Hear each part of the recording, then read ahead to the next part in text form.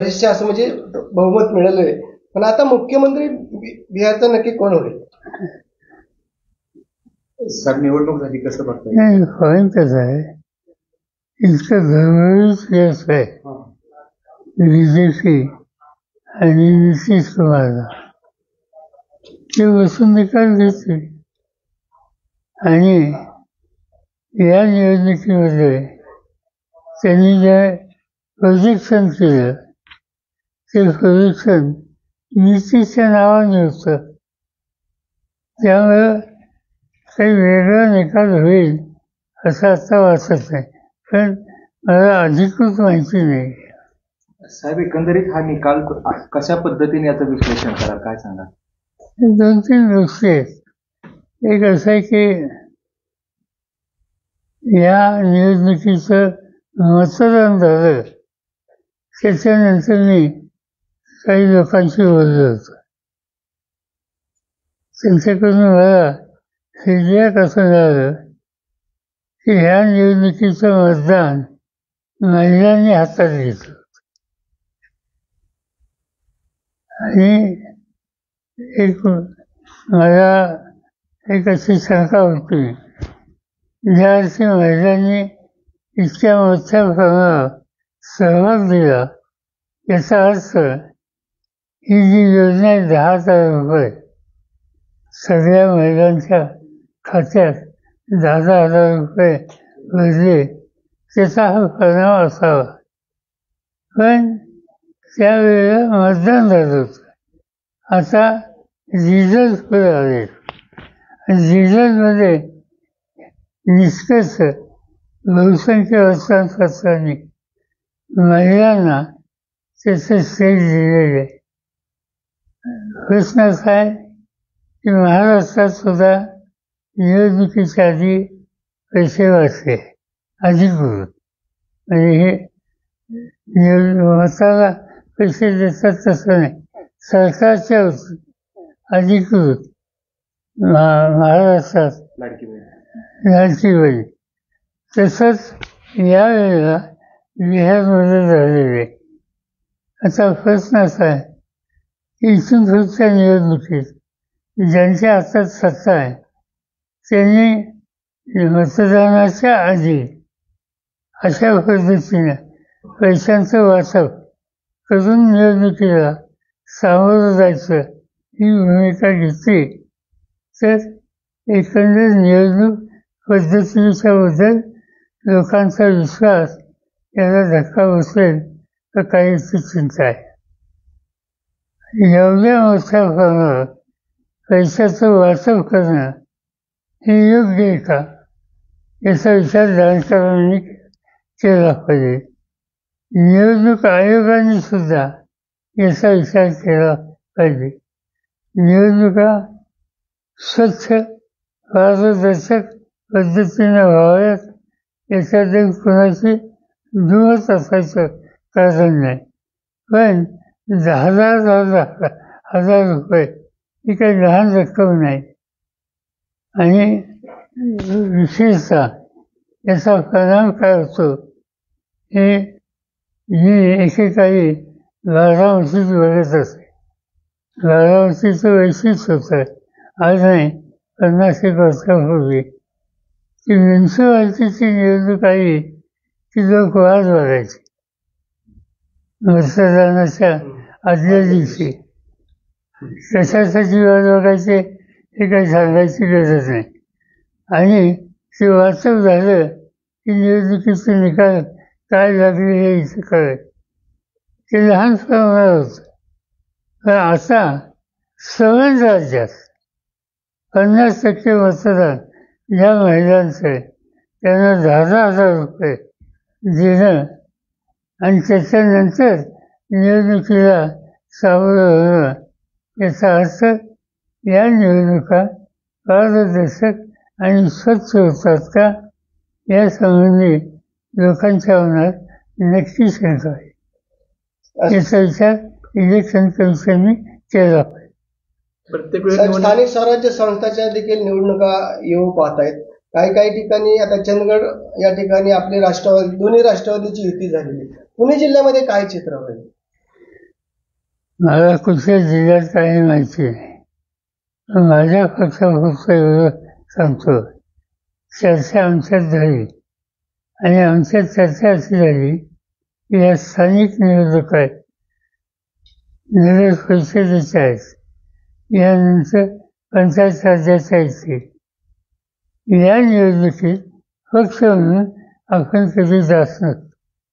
याच्या आधीच्या निवडणुकीत आम्ही पार्टी म्हणून या निवडणुका लढवल्या होत्या आणि म्हणून राष्ट्रवादी काँग्रेस पक्ष, शरद पवार याच्या वतीने आम्ही निकाल घेतला की त्या तालुक्यात किंवा त्या जिल्ह्यात पक्षाचे जे सरकारी आहेत स्थानिक स्थितीवरून त्यांनी निर्णय घ्यावा, हा अधिकार त्यांना. मुंबई महापालिकेत देखील काँग्रेस स्वतंत्रपणे निवडणुकाची भूमिका घेतली घेतील.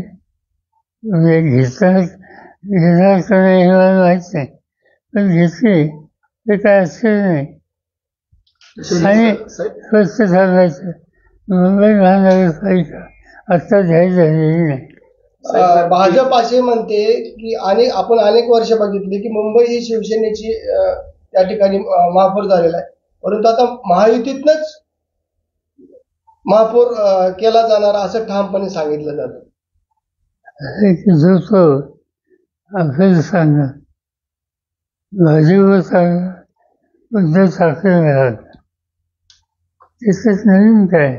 साहेब, आचारसंहिता लागू झाल्यानंतर किंवा आचारसंहितेदरम्यान निवडणूक आयोगानं या जे 10,000 रुपये जाहीर केले होते त्याला परवानगी देणं आणि पूर्वी अशा प्रकारच्या कुठल्या योजना जाहीर केल्या तर त्याला निवडणूक आयोग आक्षेप घ्यायचा. निवडणूक आयोगाचा हा दुटप्पीपणा किंवा त्याची काम करण्याची पद्धत बदलली असं वाटत नाही. साधी गोष्ट आहे. 10,000 रुपये प्रत्येकी वाचणं याचा अर्थ काय. याच्यामध्ये ही गोष्ट कधी आहे की निवडणुका जाहीर होण्याच्या आधी या पैशाचं वाटप झालं, एक 15 दिवस. त्यामुळे आक्षेप घेता येत नाही. पण हे योग्य आहे का. हा पैसा कुठला, सरकारी खजिन्याचा. सरकारी खजिना मतदान करा याच्यासाठी वापरणं, याचा अर्थ सरळ निवडणुका गैरमार्गानं लढायची भूमिका आहे. साहेब, यालाच धरून पुढं कशा पद्धतीने आवाज उठवला, कारण हे तुम्ही आत्ताच म्हणाला होता, कारण महाराष्ट्रामध्ये तेच झालं, बिहारमध्ये देखील. आगामी निवडणुकीत याला पायबंद बसावं म्हणून आपण काय म्हणतो बसून चर्चा करायच लागेल. असं पार्लमेंट सेशन सुरू होईल त्यावेळी आम्ही दिल्लीमध्ये सगळे आहोत एकत्र बसू, याचा विचार करावा लागेल. साहेब, केळीचे दर खूप मोठ्या प्रमाणात घसरले, तर शेतीच्या दर घसरले, त्याच्याकडे कुणाचं लक्ष नाही.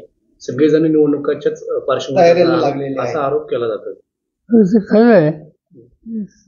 म्हणजे लोकांचं लक्ष साहजिकच निवडणुकीकडे असणार, पण केळीचा जो प्रश्न आहे त्याच्यामध्ये आजच काही लोक मदतशी बोलले आणि मी केळी एक्सपोर्ट करणारे या देशात त्यांच्याशी या 2 दिवसात मी संपर्क साधणार आहे आणि एक कायम प्रकारची व्यवस्था करता येईल का. मागे एकदा 3-4 वर्षापूर्वी असा प्रश्न आला होता माझ्याकडं आणि त्यावेळेला एका मोठ्या एक्सपोर्टरला इथं पाठवलं आणि त्याच्यामार्फत निर्यात केली. आता अधिक लोकांना याच्यात सहभागी करणं याची आवश्यकता आहे आणि ते आम्ही करतो. साहेब, साखरेचे दर वाढले असताना देखील अजून ऊसाच्या दराची कोंडी सुटलेली नाही. कोल्हापूरमध्ये ऊसाचे ट्रॅक्टर जाळले जातात, टायर फोडले जातात. ही कोंडी नक्की कशी, म्हणजे याला वाट कशी मिळाली पाहिजे. नाही, कसं आहे की ऊस घेऊन जाणारा ट्रॅक्टर हा अडवणं आणि शेती नुकसान कोणाचं आहे, ऊस उत्पादकाचं. त्यामुळे हा रस्ता नाही. आता झालंय काय, याची किंमत वाढून देण्याच्या संबंधीची मागणी जी आहे, तुम्ही किंमत ऊसाची वाढवता आणि साखरेची वाद होत नाही, मग ते द्यायचं कुठनं? आणि त्यासाठी लोकांचा त्रास होतो. आणि हा प्रश्न लवकर सोडवा हा आग्रह केंद्र सरकारकडे आम्हाला लोकांचा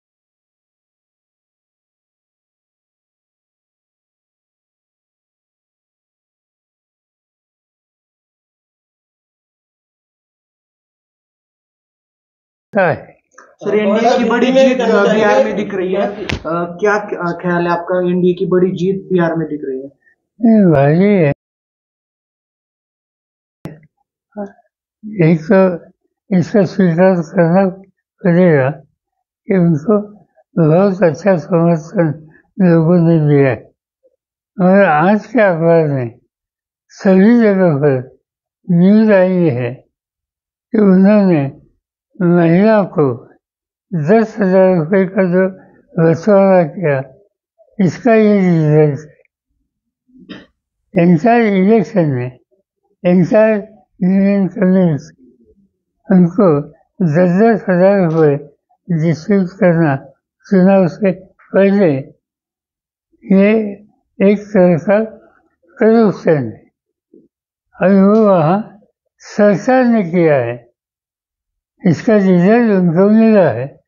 महाराष्ट्रात हेच झालं, त्याचे परिणाम आम्ही भोगलेत. हिंदी में नहीं, महाराष्ट्र में यही होता इस इलेक्शन में।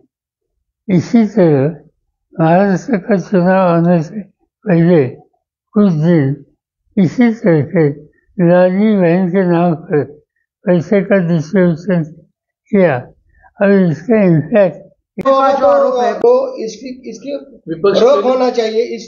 इसको विपक्ष क्या करेंगे? क्या चुनाव आयोग क्या हमने कुछ तय किया है, ऐसा नहीं है, क्योंकि इलेक्शन का रिजल्ट कल शाम को आया है, मगर ये बात हम नज़रअंदाज नहीं कर सकते। और इसीलिए पार्लियामेंट का सेशन शुरू हो जाएगा कुछ दिनों में, तब अपोजिशन के इंफॉर्मेशन लीडर इनकी मीटिंग हम लोग बुलाएंगे या कोई किसी ने बुलाई तो हम शामिल होंगे और इसके बारे में हम डिस्कस करेंगे।